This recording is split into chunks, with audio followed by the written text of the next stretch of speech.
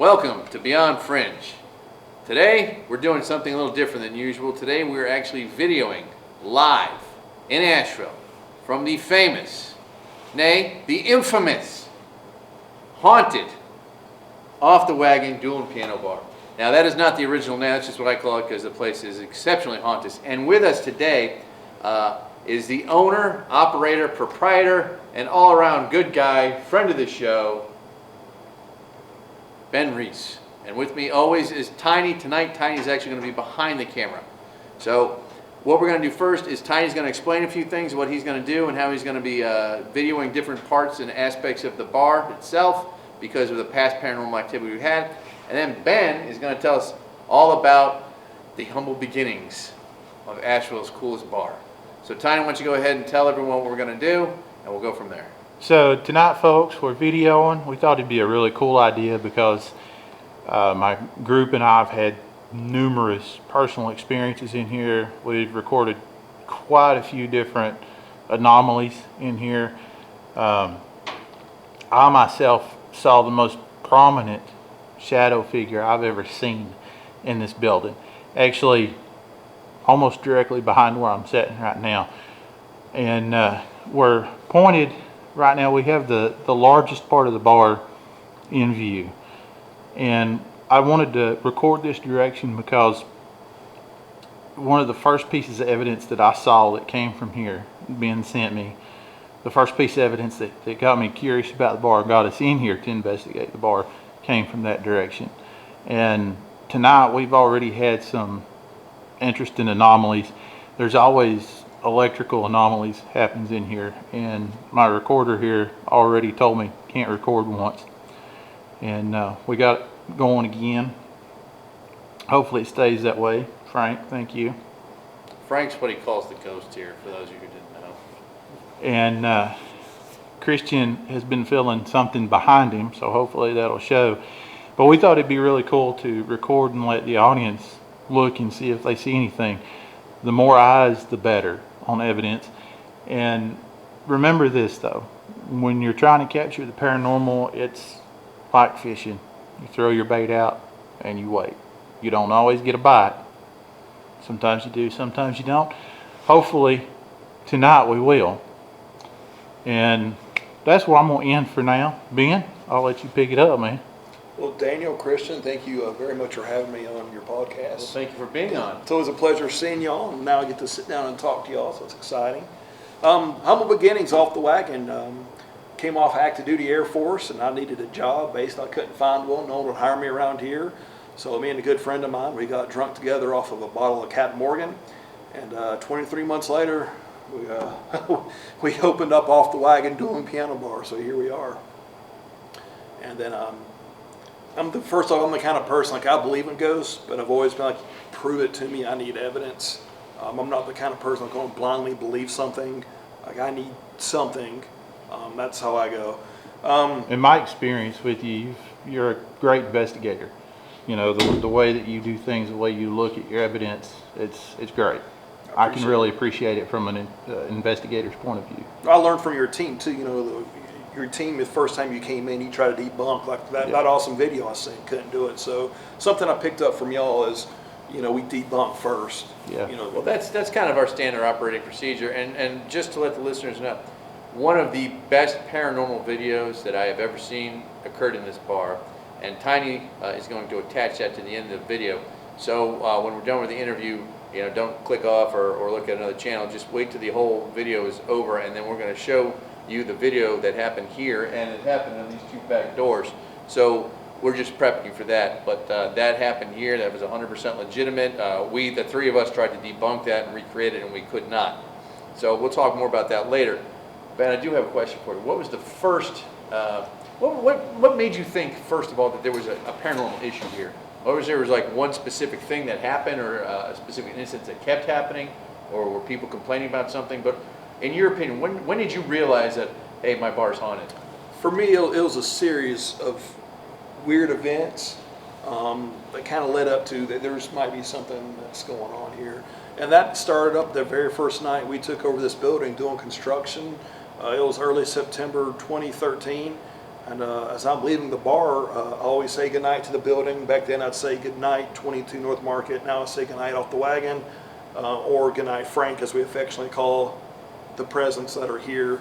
But anyway, as soon as I said that, there was a 2x4 leaning in the back, been there all day. And all of a sudden, like 2 or 3 of them just fell over. You know, again, thought nothing of it, right? And then keep on going. This is the construction phase, so we're probably disturbing some, you know, the energy, the different entities that reside here. But just started, weird things would happen. It started off with feeling just like I'm being watched, kind of. You know, the hair on the back of your necks, and, you know, thought nothing of it. And maybe that's me spooking myself out, because being here at 3 or 4 in the morning after being here since 7 a.m., maybe you're tired, you know, who knows what's going on. But then I started seeing shadow figures.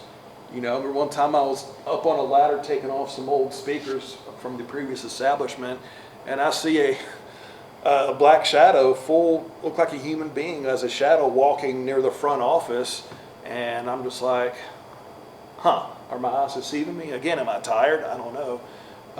There was another night I am taking a hammer chisel, and I'm taking up some tile on the front bar, and a couple of times I saw a shadow behind me, and I jumped. And then we had all the windows blacked out at the time, so there was nothing coming in from the front sidewalk. And I saw that 2 or 3 times, and I was like, okay, this is interesting. So you saw that entity over here? Yeah. Tiny, you want to pan over there and just show them what we're talking about, and that way there's a scope, and they have an idea of what we're looking at here, what we're talking about. Folks, I'll try and keep this as still as possible. Forgive me if it's not very. Hey, it happens, it happens. So, how many square footage, what's the square footage of the store now? Downstairs is 4,000. Downstairs, and so all this all together is 4,000, and there is an upstairs. Yeah, mezzanine, Yeah. basically storage is another 1,000 square feet. All right, so realistically, you've got 4,000 square feet of open space. So that's what it kind of looks like.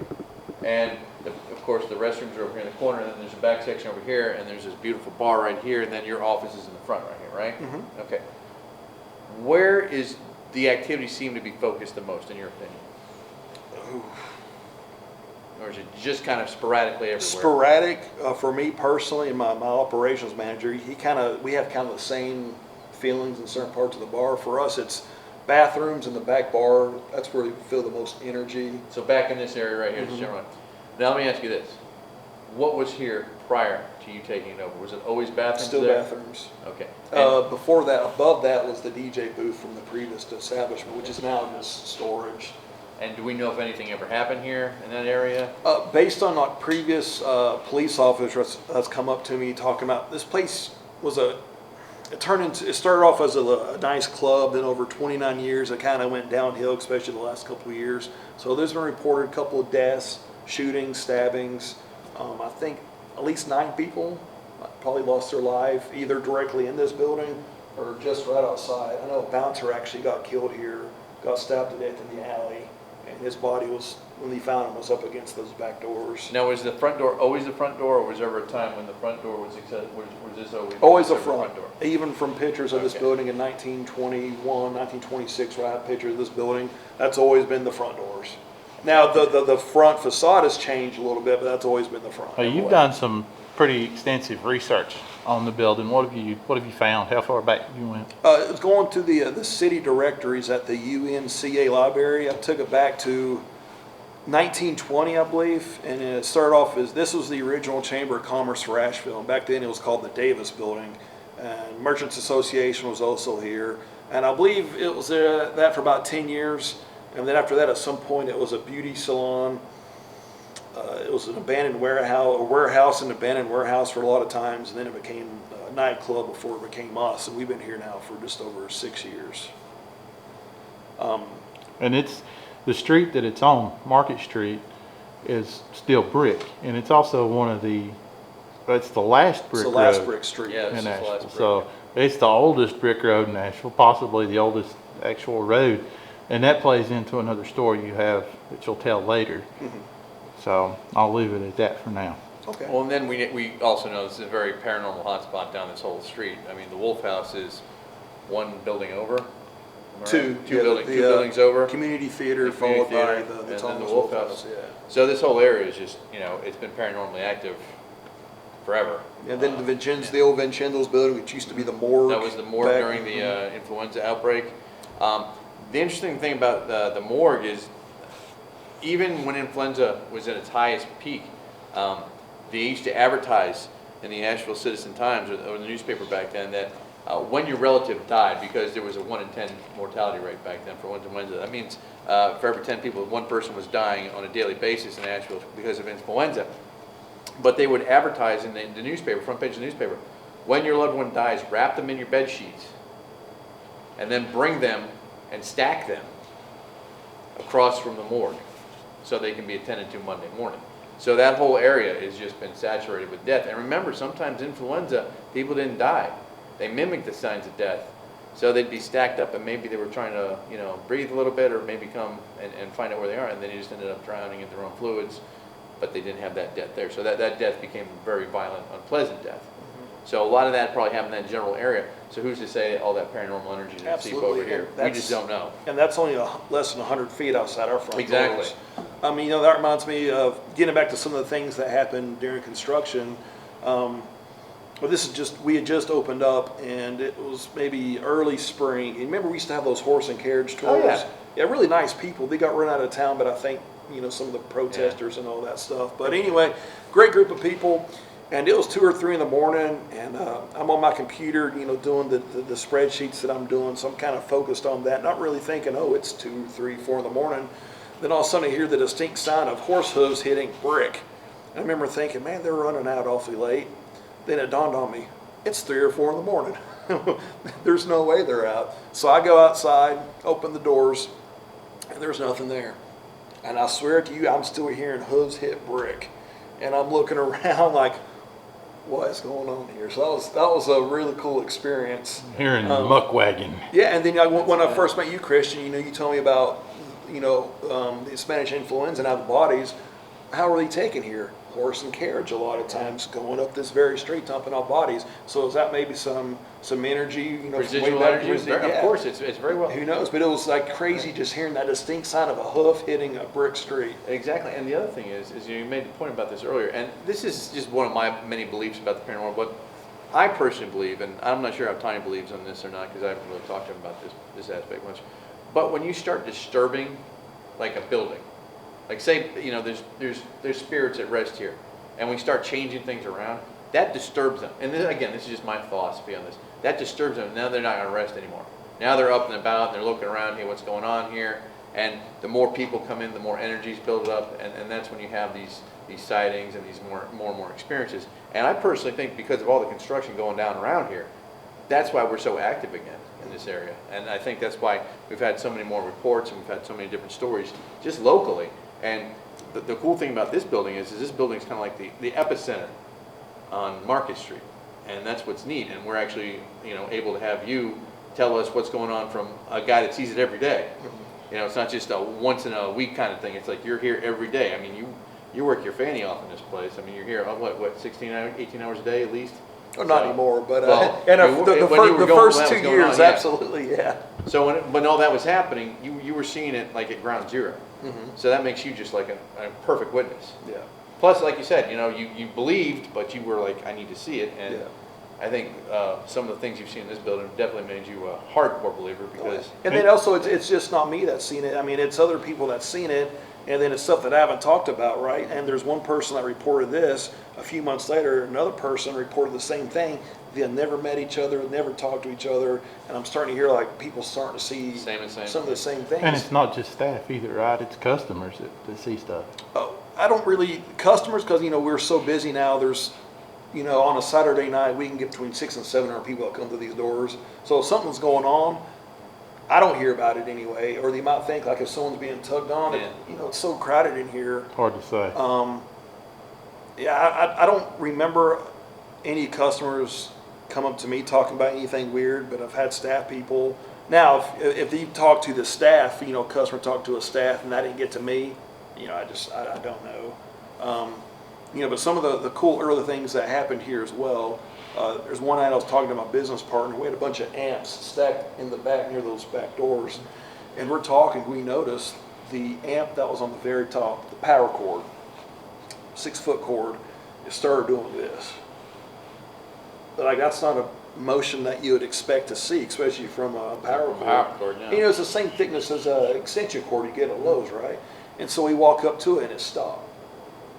And then we continued our conversation and it started doing that again. And like the whole cord was straight and doing that. So that was pretty weird. What does that remind you of, Tiny? Mm. Does that sound familiar? Oh, over at the Wolf House? Yeah. Yeah. We've got this one spot at the Wolf House where a cord for a blind, a pull down shutter. What do you call those pull down blinds? Blind cord, what Blind I would say. It'll stop, and there's no AC. You know, there's nothing on. There's no ceiling fans, and out of nowhere it'll start going like this. And it'll stop, and it'll go like this. And the cord, the And stays it's just straight. the cord stays straight. That's Well, and crazy. it's just, that's the same reason that a lot of people would use like a pendulum, or, you know, some people use the magnetic, little floaty type things, because it's easier for a spirit The to dowsing manipulate. rods are it's almost the same as a dowsing Yeah, rod. yeah. And it's just They're easier really for a spirit to manipulate things like that. Yeah, so, you know, back then could have been reaching out, you know. But, you never know, know. you look at that, it's like, okay, that's, what could do that? Because, you know, the air wasn't blowing on it or anything, so it didn't Well, make sense. And how come the other cords weren't moving? There was 6 amps stacked on top of each other. Well, And it singled that one out, obviously. I mean, Yeah. that's what it was just probably just playing with it or say, hey, look, guys, I'm here. Yeah. So, what is the scariest thing that you've had happen here? And by scariest, I mean something that probably took even you know, off guard and made you think, oh goodness, what is that? I think for me, and it wasn't scary at the time because I was intoxicated. I don't believe it. So before we ended up opening up New Year's Eve 2013, and we had our Christmas party like 2 weeks before we opened up, and I was kind of living upstairs anyway, spending all my time here. I had a cot upstairs, so anyway, I drank too much that night to drive home, so I just stayed upstairs, and then I'm up there, and then I was probably asleep for about 2 hours, and then all of a sudden I hear footsteps coming towards me from the north end of the mezzanine, walking my direction to the south. And then I raise up and I'm just like, not tonight, Frank. And I just kind of fall back and crash. And then I woke up the next morning, I'm like, what? So like if I was sober, I would have probably at least came downstairs and maybe slept the rest of the night. After gone in my truck. But I mean, I wasn't scared. You know, like I said, even if I was sober, I mean, I don't think I'd be scared, but I probably want to move. Well, I mean, like I said, you've been around here long enough. If this entity wanted to do you harm, it would have done something. I think. I it's never just- feel anything negative. The worst emotion I've ever felt here is just really sad. And so one night we were here. I was out with one of my contractors doing a Lowe's run, and we had a lady in here. She was doing some work on this north wall, and we get back from Lowe's, and she's outside on the steps or the curb crying. We're like, what's going on? And she was like, she was up on a little step stool, and she said something came up behind her, moved it, scared her, and then she heard something whisper, help me find her. And then she was pretty shook up, so they left, and then I was here, you know, I'd probably 6 more hours worth of work to do, and you know, it was like 7, 8 o'clock in the evening. Then all of a sudden I'm sitting here, and like it just felt like the weight of the world on my shoulders. And I just started getting really emotional, really sad, almost like I could start crying. I'm like, this is weird. So I stepped outside, a few seconds, I was fine. Then I came back inside and had that feeling again. So I just sat down in a chair probably for 20 minutes just feeling depressed, sad, lonely. Something and it that just- a spirit would feel. Yeah, something just felt heavy around me, just this big, heavy emotion, and it was all over me. Then I was like, I'm just going to go home. And then I got in my truck, and you know, as soon as I started driving away, I felt fine again. I came in the next morning, and you know, that feeling was gone. But you know, and this same lady, she was actually the first person to see a full apparition of an older man wearing a top hat. Now, this same person has been seen by at least 2 other people. So this was early 2013. I saw wintertime. him too. So you're number 4 then. It was end of January 2014, been open now for almost a month. I was up here with one of the bartenders doing some work, and a server came here early because she liked to play the guitar on stage before customers came in. Sitting there, we're talking to the bartender, and she comes up, and her face is white as a ghost. And we're like, you all right? She was like, I just saw a man in a top hat on stage. And then she was like, is everything okay? It's like, oh, yes, everything's fine. But that was the second person. 2 years ago, maybe 3 years ago, my girlfriend, we were in the back, and she was with her kids too, she saw a gentleman with a top hat up here. And she didn't want to say anything, not to scare the kids or anything, but then she told me afterwards, that's 3 persons. And I think, Daniel, you saw him near the ATM, right? Yeah, right here, about over my right shoulder right now. And again, like I say, it was probably the most crisp, solid shadow figure I've ever witnessed. And it was just for a second, but it was there enough for me to really zoom in and like, oh my God. See, that really makes me wonder, because you know how you were talking about the depression you felt and stuff like that? Again, not to bring up the Wolf House, but what's the biggest complaint we've ever had when we do anything paranormal or we have any paranormal sensitives and we take them to the Wolf House? They feel that depression, sadness, sometimes a little bit of fear, but they feel, or what they feel is just weight, and it becomes hard to breathe. And I just wonder if there's a connection between this house and that house, because they're paralleling on the same kind of basic, I guess, complaints, paranormal complaints. Now, the other thing I want to say real quick is, for Tiny to see something, for something to manifest in front of Tiny, that's got to have an awful lot of energy, because 9 times out of 10, anything paranormal runs from him. He's like paranormal kryptonite. It's the strangest thing. I've said, I know we've talked about this on the podcast, I know we've talked about it on our old podcast, and I'll say it again. I honestly believe bad things are scared of Tiny. I've seen him clear out a house that, it was terrifying. I actually watched it in a complete dark room like this, 4 basic black shadows just separate and disappear in the 4 corners. And it couldn't have been the trick light, it was nothing. So I know when Tiny's around and there's some kind of paranormal element around, if it's a nefarious force, it's out of Dodge. So if it can manifest around Tiny, it's probably not nasty. But what's making me wonder is these reports of the depression and the sadness. I'm wondering if there's something to that. Maybe, a suicide. Maybe someone died of a broken heart, and something that quest. Well, and that's what my brain starts thinking now. And that's why I'm wondering if we should maybe kind of do a little more research into that area. And well, see with what the history here, it's liable to be anything. And it is, but we should be able to find something. You think about the club that was here before, and some of the nastiness that I've heard come out of that club. I mean, and we're not going to mention names. No, I personally feel like it was probably an assault, and I'll just leave it at that. Yeah. Just because of the name but that the club made. There would, for the paranormal element though, there would have had to have been more than that. Well, if you're traumatized, your spirit may come back. That's true.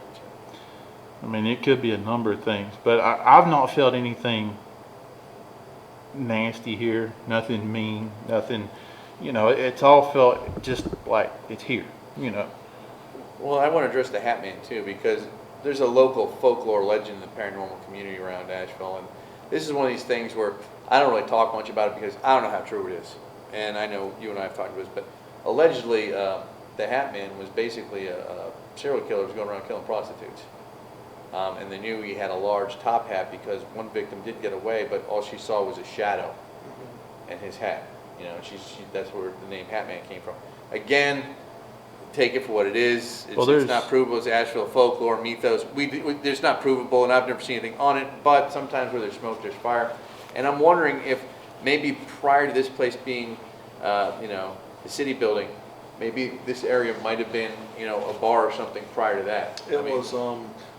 There actually was not a building here. There was nothing here. I think I'll look back as early as early 1900s. In fact, behind the bar, there is a sewer lid back there. So this used to be the actual, at some point, this was an outside area, obviously. There used to be a horse lively, roughly, I think, right there. Maybe something happened there. Yeah, so who really knows? And it's kind of, records really weren't kept as well as they should. And that's the thing. All this land used to be part of a plantation, didn't it? I'm not sure. I'm going to look more into this street specifically, but 2 things. One thing is, we always think that a presence or a spirit is only going to be in this building. If you see it here, this is where it belongs, right? Well, that's not necessarily true. In my opinion, again, y'all, this is my thoughts and my opinions. There is no such thing as a paranormal expert. There's just people that have had a lot of experience. You know, there's nothing. What are you pointing at there? Tell the folks. Well, actually, I'm pointing at an EMF field tester, and just for things we do specifically in regular investigations, we always have some kind of equipment. And since we're just doing a video here, we brought bare minimum. But I've got an EMF field tester here, and it's been fluctuating from 0.2. The highest one I had was 1.6, and it was like right when I was just walking over here. But what's been going on since we've been taping is it's been going. We've got a solid 0.2 now, but it's going from 2 to 5 to 4 to 2 to 3 to 1. So that's an indication that there's something moving back and forth in the EMF field spectrum. And the way the lighting and everything's turned off now, that would not be the lighting. That's my personal opinion. That is a paranormal entity coming back and forth and visiting us simply because of the way it's just changing. Myself, my group, and Ben have noted quite a few odd K2 hits in here. There's just always odd stuff that you can't track down. It's interesting. It's one of the common things that happen in here. But anyway, back to what I was saying is I think that they can travel an area. They're not necessarily attached to this building, but they may travel through this building in some cases. Now, of course, there are spirits that are attached to a certain place. But I think in a lot of cases they travel in places that have been, for instance, there was a place where that I investigated. It used to be a drink spot for the train guys as they were building the railroad. And you could time the events when they would happen in there. When you could go in there and actually capture paranormal evidence, you could time it. It was like they would come in on the train, come in, do their thing, drink, and leave. It was like clockwork. It's really cool. And the second thing I wanted to touch on is the Hat Man. You know, I'd never heard that local lore, but on a larger spectrum, the Hat Man in himself is a very well-known entity. Some people speculate that he's kind of the leader, in quotes, leader of the shadow people. He's like, you know, the big guy. He's the boss. Yeah. There's a lot of different speculation, but he seems to be himself kind of set apart from your average shadow person. So, because I know there would be people listening that's going to catch that real quick and go, hey, look, what are you talking about? So I do know about that. In this particular instance, I don't think that that's the same Hat Man. I don't either, just based on, you know, the 1920s when this place was the... That's what I'm thinking. Yeah, the merchant building. That's just the style they wore back then. Wool suits, the top Exactly. hats. And the other thing, Dapper. I've heard Yeah. many times that this was also a speakeasy. They would turn the city building into a speakeasy at night. And again, folklore, mythos. It's not, you know, it's not like you can find out. It's not like it's not like they had these back then. And say, oh, hey, look, everyone smile. Let's put it on Instagram. You know, so you got to take that with a grain of salt. Do I believe this could have been a speakeasy back? Of course. It's Asheville. In the Roaring 20s, which is funny because we're back in the 20s now. So think about it, that was 100 years ago. Yeah. How cool is that? Yeah. And we're in the same building. And usually the same people are still here probably, so you never know. Let me ask you this. I spoke before of probably one of the best videos I've ever seen. And Tiny, I'm just going to ask you, is that probably one of the best videos you've ever seen? Yes, and I'll say the reason I say yes. I've seen some spectacular videos, but I don't know the people that captured them. Mm-hmm. I don't know the background, and I can't say for certain that they're real. Exactly. In this case, I know Ben. I met Ben, and to be honest, when I first saw that video, I thought you were BSing me. I'm like, no, it's too good. Something, you know. Then I come in, I met you, I looked at the doors, tried the doors, you know, all that completely changed my mind. You know, being able to actually speak with the person and make your own judgment on whether they have a reason to fake it or not. And you didn't. You know, the way you come across, and like I say, the way that you have talked to me about investigating the place and the things you've done have proved to me you're legit. So, yes, It's a spectacular piece. And then, like I said, I need to be proven stuff too. And then also, I never talk about anything because I didn't have any hard evidence. Like our camera system we have now, it's relatively new. So like all the stuff that's happened before, like, it's not the first time physical objects have been moved in this place. You had an incident at the bar, didn't you? Mm-hmm. There was a rocks glass. Bartender came down and set a rocks glass in the well. She walked away to get a couple liquor bottles, and then she stepped away, and I'm on my computer. In the corner of my eye, I see a rocks glass. It levitates about this high for a split second, and it shoots straight down at a 45-degree angle and shatters the glass. Bartender, she was pretty scared at the time, but I'm just like, I think that's just Frank letting us know that he's here, trying to get some attention. There's been another time. He wanted a drink. Frank was thirsty. Maybe, yeah. There's another time I was here talking with some managers and my co-owner, and we were having a debate, not like a heated, arguing, but it was about negative energy because we had like 4 different ideas about how operations should go, and we were just debating, but not really negative, just like, hey, if we're having a friendly debate, I think it should be this way, that type of thing. All of a sudden, it's like something threw an object, and we're all like, where is it? And it sounded like it was behind Daniel, but there was nothing that was moved. So, but definitely something had been Let me ask moved. you a question, man. In your experience, the time that you've been here and everything that you've witnessed, you saying that, do you think that, well, okay, let me start over. This place itself, what you feel here is not a negative at all. No. And it's been a happy place for a lot of years.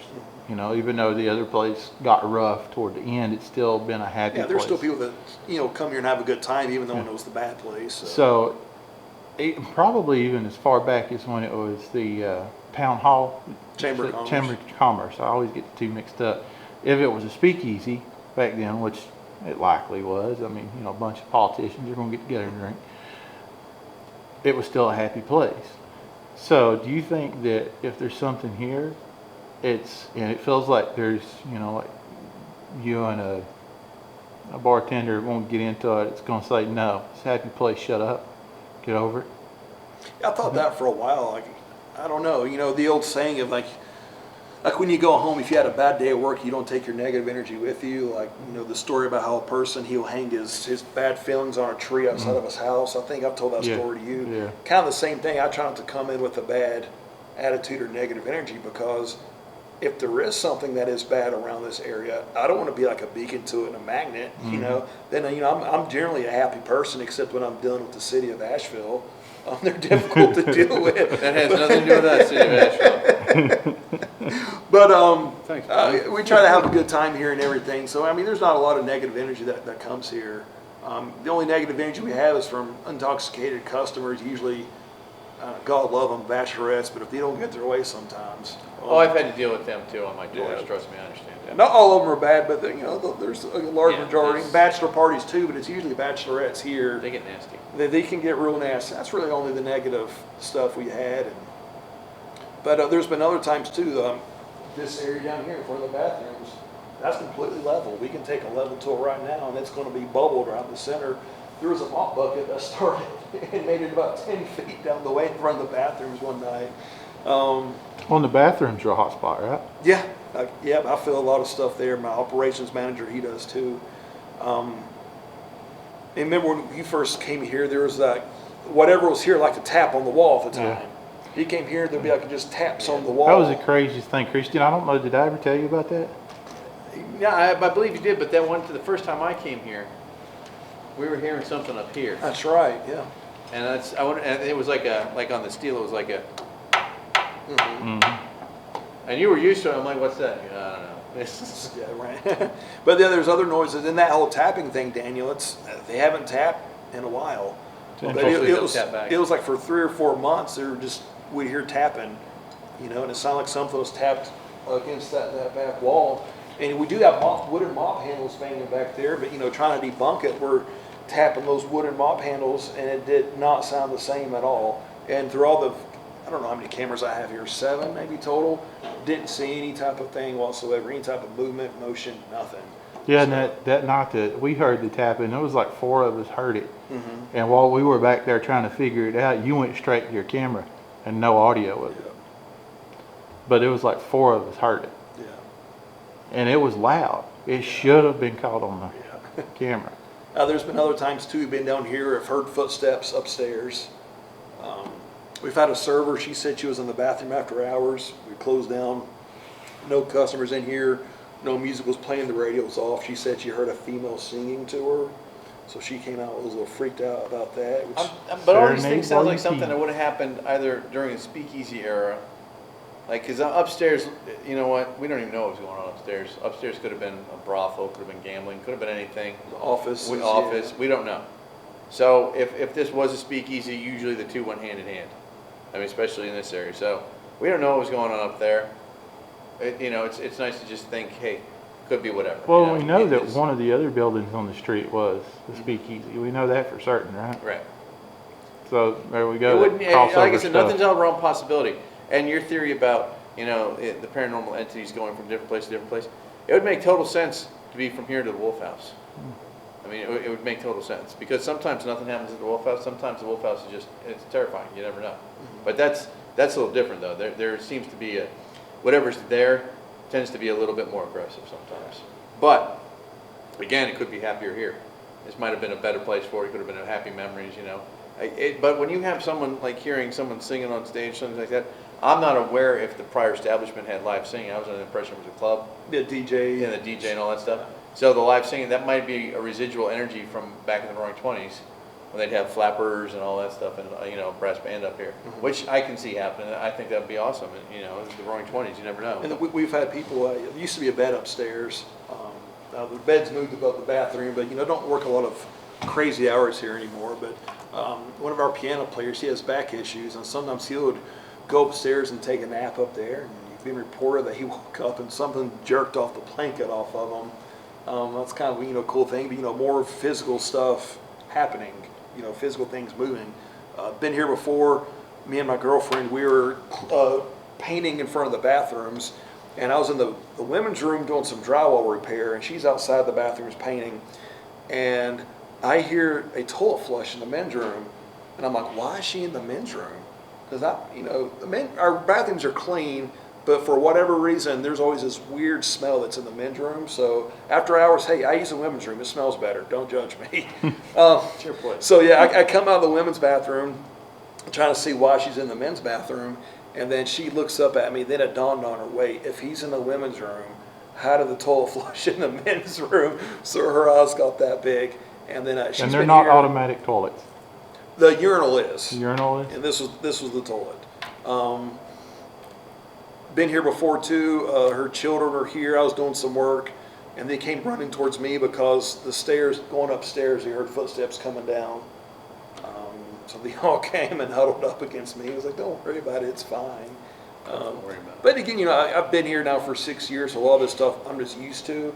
And I was telling Daniel this in the past, but every single time I go to the back bar, and a lot of times, nighttime after hours, I shut off the lights because, I'm a business owner trying to, it's save expensive. money, right? And then also I like the dark, I like being alone nighttime, do all my work. But every time I go to that back bar, I prepare myself when I turn the corner to see something because I know one of these days it's going to happen. Now, the back bar's over here, right? Mm-hmm. Okay. Yeah. Now, do you have two, I'm just questioning, because you have two bars going? So this is, okay, in the previous establishment, they had a bar here, which is our main bar now, and then they had that back bar. But that's just basically our storage area. I got you. Yeah. Okay. And has anything else ever strange happened back in the storage area? Any reports of anything? Just weird noises every now and then. That was the first place that the gentleman wearing the hat was seen. Over here? Yep. And then just energy. But as far as anything crazy, as far as objects being moved, I don't think so.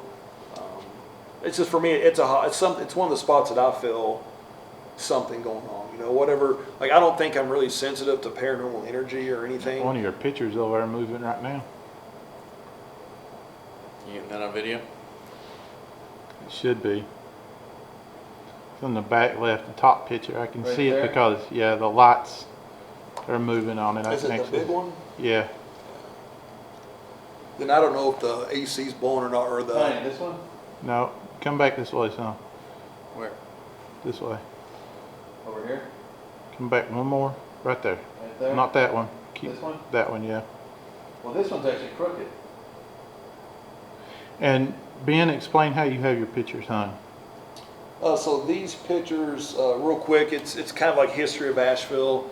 It starts off on the west side, and it starts over off here. with local Asheville folks that fought between the war between the states, war for Southern independence, whatever you want to call it. Civil War of Northern Aggression. War of Northern Aggression, whatever you want to call it.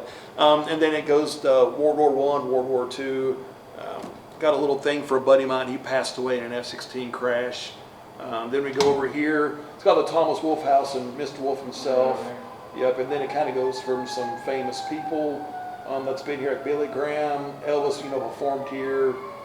Presidents have visited here. Then it kind of goes towards the architecture of Asheville. Some of the hotels used to be here, beautiful hotels that burned down. The King performed here? And at the old Civic Center. And that's what there's the album. I guess they recorded the album. I don't think, they sold it at record stores nationwide, of course, but that album has all the songs he performed here. And that's just like a copy of the album. So basically, this is just a historic timeline of Asheville. Kind of, yeah. Yeah, I mean, and it's cool. And then we got movies in the far back, kind of half of the movies are covered up by an old piano show right now. That's right there. But that building, the picture of the building that Tiny saw moving the woods a little bit. And again, we don't know, was it the HVAC system blowing it? Was something moving it? Don't know. Yeah, and they're hanging on wire. Yes, they're hanging. So from they're not easy light, to though. move. Yeah, but they're not light. I mean, It's glass frame, right? some of them are glass, some of them are plastic. Okay. But that building that Daniel mentioned, it's the picture of the Jackson building. Right. So just up the road. And you're familiar with the Jackson building? Yeah. All the stuff's going on there. Obviously, we just had sirens go by. And Yes. they're going down to the apartments down there. They make about 6 day trips down there a day. So Gotta Yeah. keep them on their toes. So, Ben, I'm gonna ask you. Let's get to the coup de grace. Let's talk about the video. Let's Okay. talk about the door video. all right, so that night started. It was a Saturday night. We had just shut down. We cleaned up everything, and then hey, let's try to get an EVP. So early on, trying to figure out how to do this stuff. We got some equipment, and I was with 3 other employees. And we started doing try to capture EVPs in the back and bathroom area up here. Then it went upstairs. We also had a spirit box. Nothing all night. Then all of a sudden we're up there, and we hear a female voice say hello. So all of us were like, what was that? First time hearing something, and you hear on the video, like as soon as you see hello, one of my guys like, what was that? And he's all excited, and we're all excited too. And then nothing else happened, and we left about 4:30 in the morning. So it's now Sunday. So we had our Saturday night. Now it's now Sunday, 4:30 in the morning. We left the building. We locked the doors. We secured the alarm. Everything is set. Well, later that day, I woke up, I think about noon, and I noticed I missed a call from ADT, which is our security provider. And the message was, there's something set off your alarm, blah, blah, blah. So at this point, these cameras have been in here for about 4 months, 6 months maybe at the most. So, okay, I want to check my cameras. So I started off with the front camera, nothing, but I heard something in the back. So I'm just working my way back with the cameras. And then it's a camera that's facing the back doors. I saw a door, that left-hand side of the door, it opened up on its own. So I'm like, what? So then I called ADT to confirm, hey, what triggered the alarm? And he said it was zone 2, a door opened up. Well, the way the ADT has it set up, zone 2 means the back door is here. So I'm watching the video over and over again, and first off, for the alarm to set, the doors have to be closed and the latch has to be secure. The alarm just simply will not set, which means the alarm will not go off. Well, during the video, you hear the alarm go off after the door is open. Then watching the video enough times, what I saw, and you don't know, is it like a glitch in the video or what, but there is a black mist. You see about maybe a second or 2 before the doors open up. You see it walk in front of those movie posters. Oh, yeah. And then all of a sudden, the door opens up. And then what's crazy about the door opening up, because hydraulic doors, the door normally, they're going to close back slowly. Well, the door opened up, and it opened up maybe a quarter of the way, and then it snapped back. And those doors don't really do that. And then I'm like, that's really weird. So at this point, I had this on video, and then I downloaded it, I saved it, And I'm thinking, well, what does everyone in Asheville do? You know, they send it to Josh P. Warren. And then he got the video, and he's a busy guy, lots of stuff going on in Vegas, shows, whatnot. Took him about a month to respond, but he was like, this is a great video. I'm going to refer you to a team that can investigate this. So got it over to the team, and this ghost hunting team came in. Actually, the first time it was you and Daniel Yeah, over here, so right? actually it was me first, and I met you. Yeah. And then I looked at it, and I said, this goes beyond my and then we tried to expertise. debunk it. Yeah. Remember, we went up to the doors. We're hammering on it. We're trying to push it to show Well, as that. we were saying, like, we debunk things before we investigate them. If we can't do that, that's when we investigate them. So that's when I came in. I was like the first one. I met Ben. I just realized he was a solid dude. And then we're going to show you the video. Again, we're going to attach the video to the end of this podcast. But those doors, how am I moving? They're like 3 inches? I mean, They're thick. I mean, they're your standard security door that has to be opened up with a push access Right. bar. It's the only way to open it up. the three of us, and as you see, you know, we're not small guys, and Tiny, he's definitely not tiny. We were trying to recreate that event, and we couldn't do it. Matter of fact, I bruised my shoulder trying to hit those, and we were putting some weight into that. There was a lot of beef hitting out there, and we couldn't do it. So when that happened, that's when I realized there was definitely something here. After talking to Ben a little bit, I said, listen, I'm going to bring in someone that I would bring in if it were my place, or if it was my place of business. And that's when I made that's of course when we brought Tiny in. And the rest, as they say, is history. And here we are today, doing a remote podcast. Daniel, I believe, how many investigations have we done here? At least 5, maybe, including the ticketed ones, maybe 6 now? I'd say if you include the ticketed ones, we're probably easily 6, maybe more. Tiny, why don't you tell everyone what the ticketed ones are, and then why don't we spread the word of the Off the Wagon Dueling Piano Bar and tell everyone how to get here, and your absolutely. website and your phone number and the hours of operation. So Tiny, why don't you tell them about the ticketed events? So when I do the ticketed events, I bring a group of no more than 10 people in, and we just do an investigation. I lead it, and we investigate it, and every time we've done it, nobody's has left disappointed. We always have some sort of personal experience here. It's Frank, the entity here, has been good to us. And hopefully we'll get those started back up soon. You know, hopefully by summer I'll be back. Well, in we'll the be swing. putting that on the website. Yeah. And we'll definitely advertise it, and it'll be on Twitter and Instagram. And you know, this is a really good chance too, because you know, not so much trying to make money off of it, but obviously we're capitalists and we charge just enough to kind of cover expenses. Yeah. But we just want to share the experiences that are here, whether you believe or not. It's about the experience. Now, something might happen that might shake someone's beliefs, change their beliefs maybe, but at least to them experience like what happened at Off the Wagon. And what do you guys charge? Just go ahead and let's just tell people. What is it? I forgot. We haven't had one The last one we done 15 a ticket. All right, for $15 you get to investigate an actual haunted building with actual paranormal investigators. So I Real think equipment that's too. real equipment, and you know, you get to meet Tiny, you get to meet Ben. Every once in a while I pop in, but these guys are much better at that than I am. And I will say this, I've also had, you know, I do the Haunted Asheville tours, and when I'm having my tours, every once in a while we get the synchronicity when the timing's right. And probably one of the best tours and the best reviews I ever had, I had 35 people. And I knew Tiny was going to be here, and I tried to arrange it, you know, I'll knock on the door sometimes, and Tiny was doing his thing out here.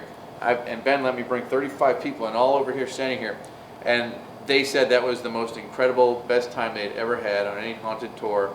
They thought it was fabulous. The only reason they were upset was because they couldn't get a drink here at that time because they were closed. So it is. And the lights are off too. I mean, it was creepy. I was on stage doing an Estes experiment. Yeah, he was doing an Estes and experiment. For those of you that don't know what the Estes experiment is, the person's blindfolded and has noise canceling earphones on, listening to a spirit box, and just calling out what they hear.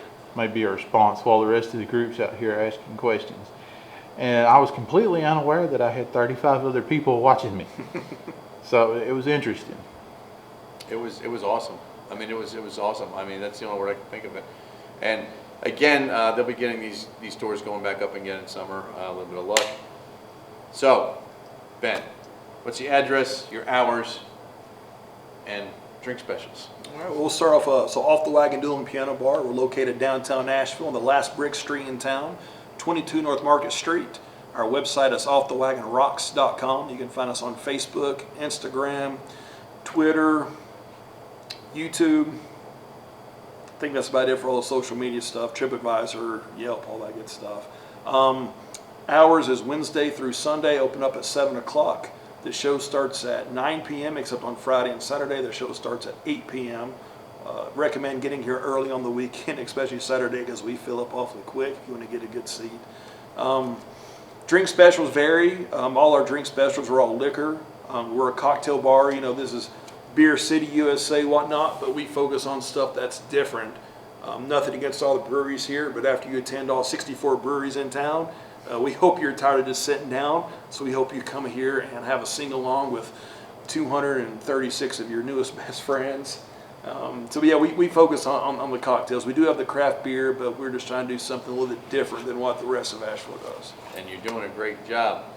And again, I will tell you this, as a paranormal investigator,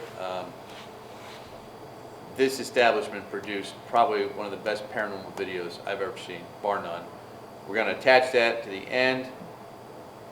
Ben, thank you so much for being on the podcast. Thank you. Just want to mention too, we do have some great EVPs. Yes. Daniel says he's heard some of the best EVPs he's ever heard out of here. Yes. I'm really proud of the EVPs. For me, that's kind of like what gets me excited more than anything.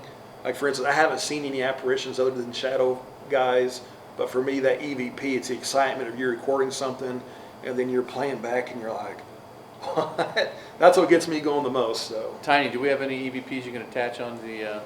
Certainly do. In addition to playing one of the best paranormal videos you're ever going to see, that is 100% legitimate in my opinion, Tiny's going to put some of the EVPs on that happened right here and Off the Wagon. Again, I'm the Cryptid guy, and with me as always is Daniel Tiny Hurst. Keep believing. Thank you for watching. Please subscribe and stay tuned. We've got more coming. Thank you. Have a great night.